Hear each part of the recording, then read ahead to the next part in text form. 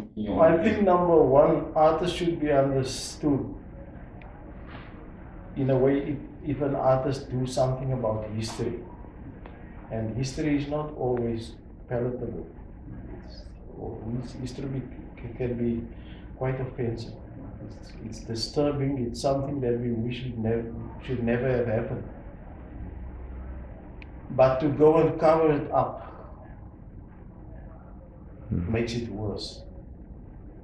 Because we will never get to the bottom of what history should be if we keep on trying to portray a view and make it history again, like history. Yeah. I mean, what you're just saying right now brings to mind that whole theory that history is written by the conqueror. And if I conquer you, I write history in a way that it will suit me, because I want to go down in the books of history as the victor, as the one who has conquered. And what you are saying is that history should not necessarily be written by the victor or the one that has conquered. History should be relayed or be conveyed or be depicted in the manner in which it should. It should be, and it should be left alone by both sides. Yeah.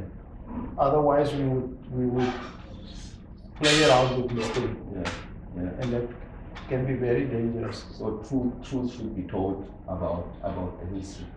I think it brings an imbalance if we try to make history suitable for one side, then it becomes offensive to the other, and we never reach a level. Instead of leaving history alone, in fact, history cannot hurt us anymore. Leave it alone, let other people bring their histories, and we respect histories and reflect. Yes. So, just going back to the point of you stating that history should be left alone, do you not perhaps say that it is the archives, which are the history, that are enablers of artists to create what it is that they actually create? Because definitely you cannot create we do create something for the future, then if we do not delve into our past, then what bridge are they now trying to build between the now and the past? And another question while we're on that subject is that, do you then not believe in the decolonial project? I believe in the decolonial project, but it must not be confused with issues like government not giving enough money for education.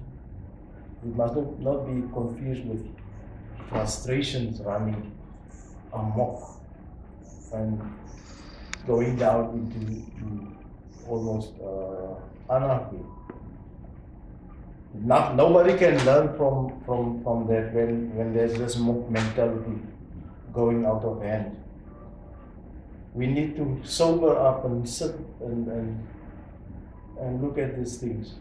It's good that we talk about, the colonial lies and that, and we're talking about ill-informed students. How do the students see that sculpture? I wonder if they see what I see.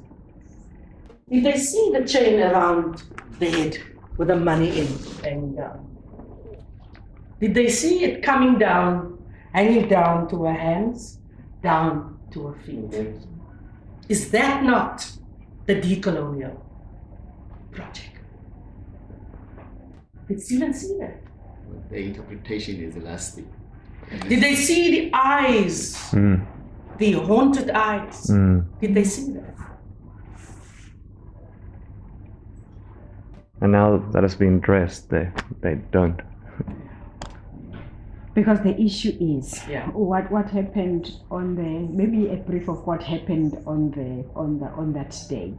I think Tuso has touched on that point, but then it was in a way, when students do gender studies, basically the patriarchal side of things come out, and then these new terminologies emerge within the curriculum, and students are probably revisiting or re-looking and re-narrativizing a lot of philosophy that they are getting or they're learning or the new knowledge that they're creating. So in terms of looking at the sculpture and clothing, Sara was in a way of the view of the colonizer, the objectification of the female body. So again, like Tusa is mentioning, that interpretation is elastic.